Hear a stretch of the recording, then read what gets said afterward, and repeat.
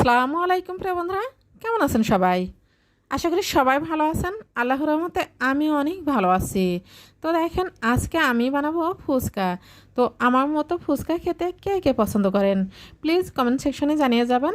তো দেখেন, এখানে আমি তেঁতুল নিয়ে আসি। তেঁতুলগুলো আমি হালকা গরম পানি দিয়ে ভিজিয়ে নেব। কিছুটা সময় ভিজিয়ে রেখে দেব, তাহলে তেঁতুলগুলো খুব সুন্দর নরম হবে। তারপর দেখেন, এভাবে চটকে তেঁতুলের যে গুঁড়াটা বের করে নেব। তো আমি খুব ভালো করে তেঁতুলটা চটকে নিচ্ছি। আর গরম পানি দিয়ে ভিজিয়ে রাখলে তেঁতুলটা সুন্দর নরম হয়ে যায়। তো দেখেন, আমি বিচিগুলো বাদ দিয়ে তেঁতুলের গুঁড়াটা বের করে নিয়েছি। তো এই যে তেঁতুলের মধ্যে কোনো কিছু নাই, এত সুন্দর করে তেঁতুলের গুঁড়াটা বের করে নিয়েছে। এখন সামান্য পানি দিয়ে দেবো, খুব বেশি পানি দেবো না।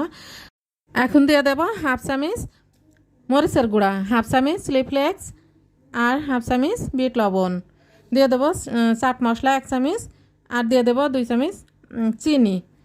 চিনিটা দিয়ে আমি খুব ভালো করে মেখে মানে নেড়ে চেড়ে রেখে দেবো। তারপরে দেখেন, এখানে আমি 2টা মাঝারি সাইজের আলু সেদ্ধ করে গরম অবস্থায় ম্যাশ করে রেখেছি। তারপর এখানে আমি ডাবরিগুলো আগে সেদ্ধ করে নিয়েছিলাম। তো এগুলো দিয়ে আমি এখন ভর্তা বানাবো। তো দেখেন, এখানে আমি দিয়ে দেবো হাফ চামচ মতো চিলি ফ্লেক্স। তারপরে দিয়ে দেবো বিট লবণ। এখানে আমি বিট লবণটা দিয়েছি। চাট মশলা দিয়ে দিলাম 1 চামচ। দিয়ে আমি ভর্তাটা মেখে নেবো। আমার বাটিটা ছোটো হয়ে গেছে, আমি একটা গামলায় ঢেলে নেব।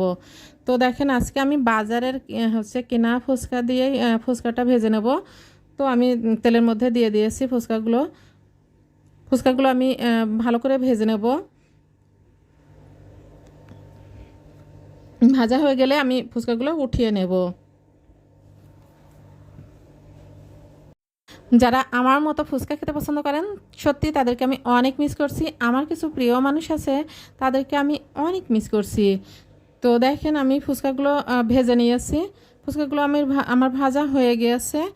এখন আমি ভর্তাটা মেখে নেব।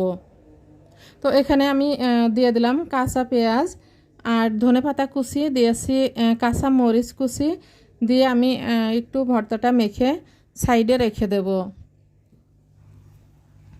তারপরে দেখেন, আমি যে তেঁতুলের গুলাটা তৈরি করে নিয়ে আসলাম, এর মধ্যে দিয়ে দেব। দিয়ে ধনেপাতা কুচি দিয়েছি, কাঁচামরিচ কুচি দিয়েছি, কিছুটা লেবুর রস দিয়ে দেবো। লেবুর রস দিলে পরে খেতে বেশ ভালো লাগে। তো দেখেন, আমার টকটা একদম রেডি হয়ে গেছে। তো আমি এখন ফুচকাগুলো ভেঙে ভিতরে পুর ভরে নেব।